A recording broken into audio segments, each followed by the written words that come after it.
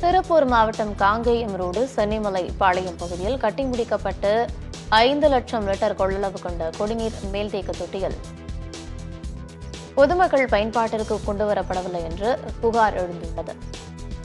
அதன் அடிப்படையில் சம்பவ இடத்திற்கு நேரில் ஆய்வு மேற்கொண்ட மாநகராட்சி ஆணையர் பவன்குமார் ராட்சத குழாய் இணைப்புகளில் குடிநீர் கசிவு ஏற்பட்டதைக் கண்டு அதிகாரிகளையும் கான்ட்ராக்ட் ஊழியர்களையும் எச்சரித்தார். ஒரு வாரத்தில் குடிநீர் தொட்டியிலிருந்து அருகிலுள்ள வீடுகளுக்கு குடிநீர் வழங்க வேண்டும், இல்லையென்றால் கான்ட்ராக்ட் கேன்சல் செய்யப்படும் என்று கடிந்துள்ளார். இது 3வது மாசம் உங்களுக்கு சொன்னது என்ன அட்ஜஸ்ட் பண்ணிட்டு இருக்கீங்கன்னா பிப்ரவரியில வந்துட்டோங்க. எந்த இதுல இருக்கீங்க நீங்க? என்ன நோக்கத்தில் இருக்கீங்க? எத்தனை தடவை சொல்லியிருக்கோம் உங்களுக்கு எக்ஸஸ் முடிச்சு கொடுக்கணும், வீட்டுக்கு போடணும், எத்தனை தடவை சொல்லியிருக்கோம்? என்ன 4 days? 3 மாசத்தை பண்ணாது என்ன 4 days பண்ண போறீங்க நீங்க?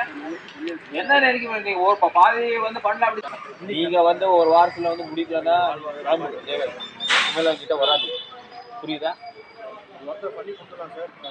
ஒரு வாரத்துக்கு 100% ரெடி இருக்கணுங்க. திரும்ப கட்டியா பேசிட்டீங்க நீ கேட்டு பாக்குறதுக்கு நான் வர மாட்டேன். எப்போ சொல்றேன் முடிச்சுன்னா 100% முடிச்சிருக்கணும். எல்லா வீட்டுக்கு வந்து கரெக்டா வந்து